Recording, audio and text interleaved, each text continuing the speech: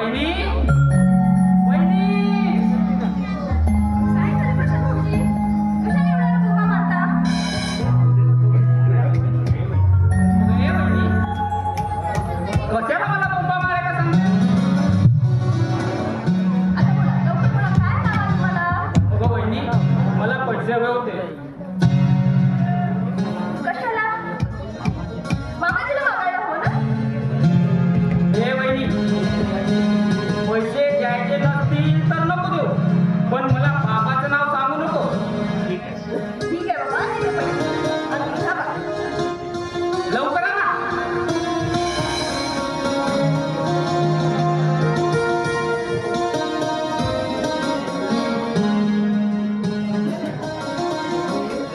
वहिनी आली बाबा, आली. हे घ्या. ठीक आहे वहिनी, येतोय मी. बाय.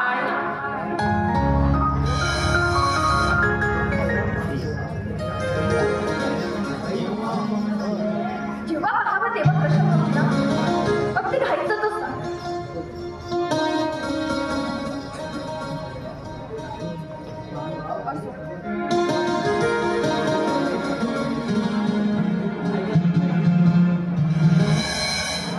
काय ग सुनबाई?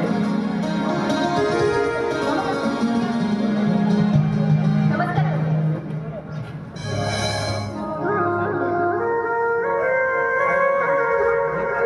हे काय सुनबाई?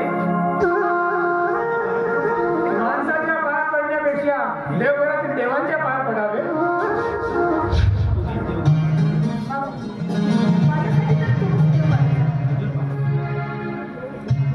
सदा सुखी या पोरी, सदा सुखी. सौभाग्य.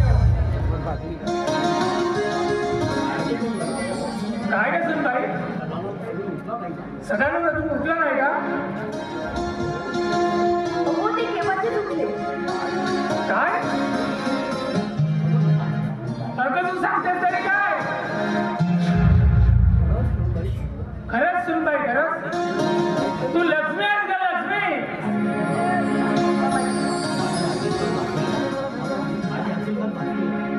मामाजी, माझ्या आतील काम मागतो.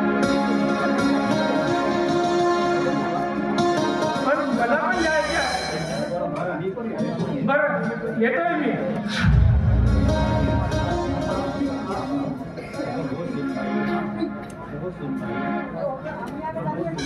हो सुनबाई, लवकरच येतो. माझी काळजी करू नका. या जीवनात उरलं तरी काय? अगं मी एक पिकलेला पान आज ना उद्या गळून पडणारच.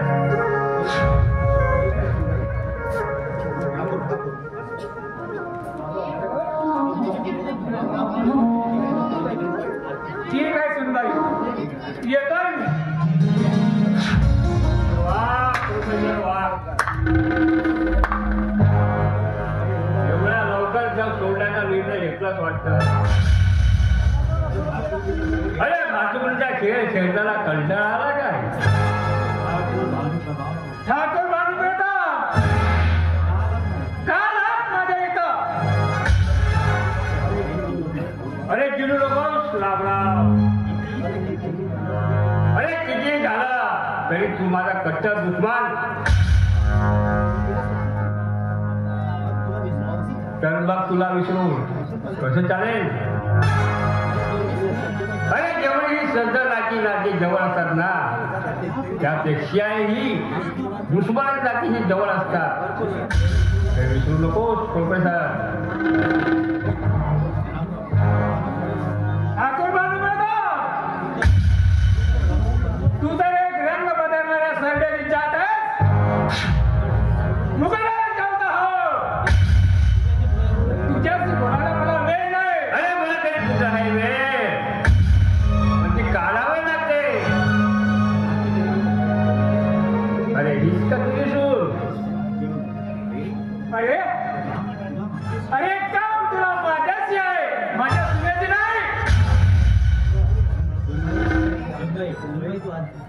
सुनबाई तो झालं. ठाकूर प्रोफेसर, अरे तुझ्या कॉलेजमध्ये प्रोफेसर आहेस ना, ती जागा माझी आहे, माझी. ओढू नको ठाकूर साहेब, हे एक सभ्य माणसाचं घर आहे. प्रोफेसर रामराव, अरे याचा परिणाम चांगला होणार नाही. अरे कुणाला सांगतोस परिणामाची पश्चाताप भाषा. अशा पोकळ धमधमीला रामराव कधीच भीक घालत नाही. पण तुझी गाठ माझ्याशी आहे. अरे या सुंदरशा गाठाला आग लावून आणि नेसला काय केला ना, त्या नावाच्या ठाकूर घालून बघा शिकला. अरे जा पिसाळलेल्या कुत्र्या, मला ठाऊक आहे तुझ्या सारखी भूक नाही कुत्री कधीच चाला घेत नाही.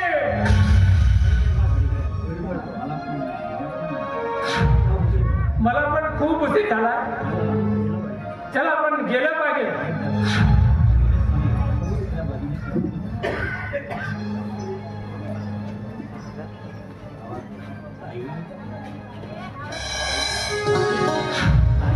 ताई, ताई. समीर तू आणि दादा आला का मुंबईवरून? नाही. अरे समीर, काय झालं समीर? तू बोलत का नाही का ताई भाऊजी, दादा अजून मुंबईवरून आला नाही, म्हणूनच तर मला तुझ्याकडे धाव घ्यावी लागली. ताई, मला मला पैशाची गरज होती.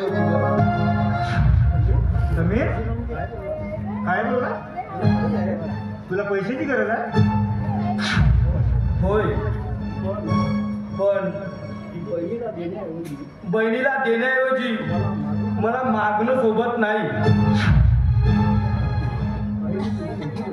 अरे अरे मी तुझी मोठी बहीण आहे ना, मग तुला काय हवंय? तू मन मोकळेपणाने माग. ताई, मला पैशाची गरज होती ग. अरे किती पैसे हवे आहेत तुला? भाऊजी, पैसे किती लागता येतील हे सांगता येत नाही, कारण मला फक्त नोकरीचा काल आलेला आहे. समीर थांब, मी तुला पैसे आणून देतो.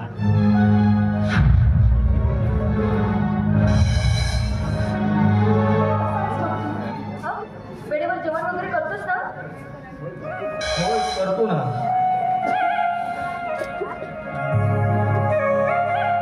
हे घे समीर, या 2000 रुपये आहेत. ठीक आहे ताई. भाऊजी, येतोय मी. बाय.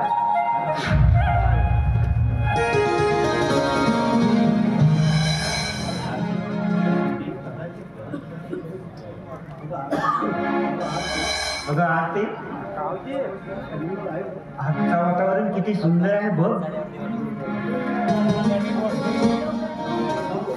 अहो, तुम्ही असं कुठे पण केव्हा पण असता.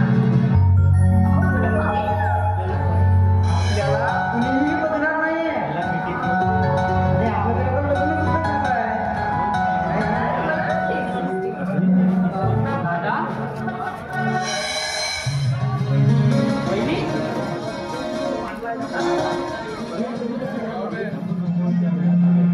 नको त्या वेळात चालू मी. प्रशांत भाऊजी, बहिणी, असे लाजू नका तुम्ही. खरंच मी काही बघितलं नाही. बरं आरती, येतोय मी. अरे थांब दादा, कुठं चालला? आणि हो बहिणी, आणि मी तुझ्यासाठी काय आणलं ओळख. तुम्ही कधी काय आणणार याचं काही नेम नाही, त्यामुळे तुम्हीच सांगा काय आणलं ते. बघ वहिनी, तुझ्याकरिता मी कुलदेवतेची मूर्ती आणली आहे. तुला कुलदेवतेची पूजा करायला खूप आवडते ना? म्हणजे तुम्हाला माझी पसंत माहिती आहे. अगं काय, तुला काय आवडते काय नाही याची पुरेपूर जाणीव आहे मला. एवढं प्रेम करतं माझ्यावर.